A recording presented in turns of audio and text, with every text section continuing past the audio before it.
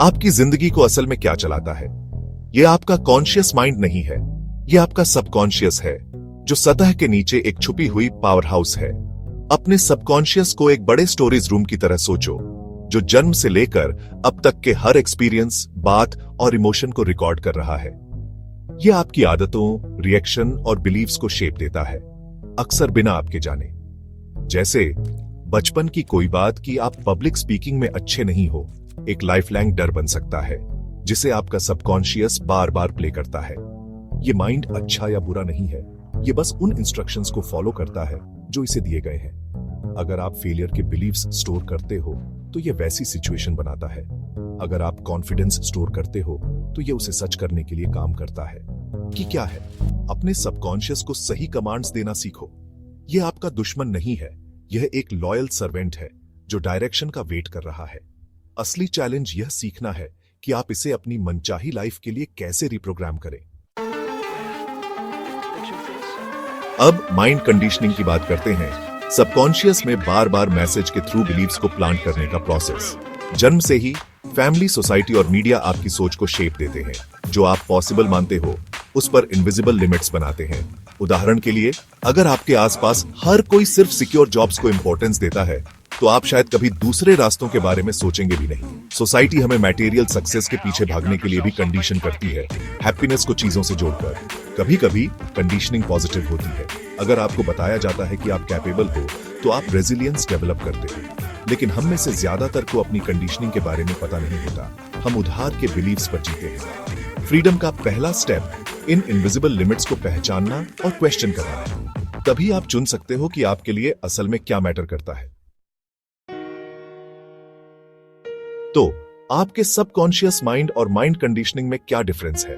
Subconscious आपका internal database है, memories, habits, beliefs, जो आपके एक्सपीरियंसेस से शेप होता है।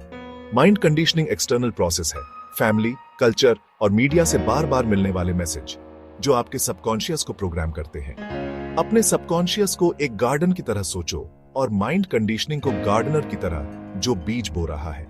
एफर्मेशंस और विजुअलाइजेशन जैसे टूल्स से अपने सबकॉन्शियस को अंदर से चेंज करो।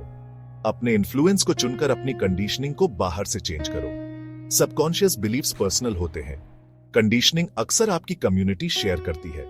यह पहचानना कि कौन से बिलीव्स आपके हैं और कौन से कंडीशन किए गए हैं, मेंटल फ्रीडम का पहला स्टेप है। आप अपने माइंड के गार्डनर बन सकते हो। असली पावर यह जानना है कि अपने पैटर्न्स को कैसे बदलें। अपने सबकॉन्शियस को रिप्रोग्राम करने के लिए एफर्मेशंस का यूज करो, पॉजिटिव स्टेटमेंट जिन्हें फीलिंग के साथ दोहराया जाता है, और विजुअलाइजेशन, खुद को वैसे इमेजिन करना जैसा आप बनना चाहते हो। आपका सबकॉन्शियस इमोशन और इमेज पर रिस्पॉन्ड करता है, सिर्फ लॉजिक पर नहीं। अपनी कंडीशनिंग को बदलने के लिए अपने माइंड के लिए एक गेटकीपर बनो। नेगेटिव इन्फ्लुएंस को लिमिट करो और पॉजिटिव वाले को चुनो। नेगेटिविटी को अनफॉलो करो, सपोर्टिव लोगों को ढूंढो और अपने एनवायरनमेंट को एम्पावरिंग मैसेज से भर दो। यह रियलिटी को इग्नोर करने के बारे में नहीं है, बल्कि अपनी मेंटल स्पेस को प्रोटेक्ट करने के बारे में है। अपने माइंड को लगातार पॉजिटिविटी खिलाने से पॉसिबिलिटी के नए बीज प्लांट होते हैं। समय के साथ ये नए बिलीव्स पुरानी कंडीशनिंग से ज्यादा स्ट्रॉन्ग होते जाते हैं। आप जानबूझकर अपनी मनचाही लाइफ के लिए माइंडसेट बना रहे हो। आपकी अंदर की दुनिया आपकी बाहर की दुनिया बनाती है। सबकॉन्शियस आपकी छिपी हुई ताकत है। माइंड कंडीशनिंग ने इसे शेप दिया है, लेकिन आप दोनों की रखते हो।